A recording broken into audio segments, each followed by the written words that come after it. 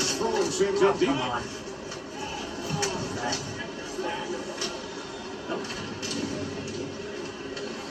Demo mode still on. And Boychuk, Bill Strong comes over. Look out. Wow! Opportunity for Brook. Goal!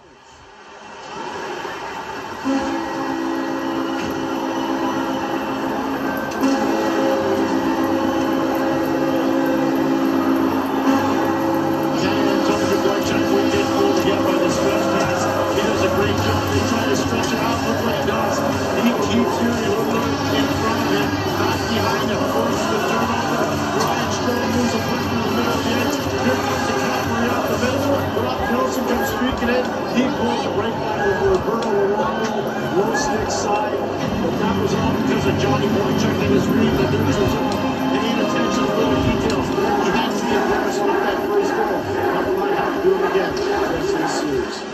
Career high 26 goals for Brock Nelson during the regular season.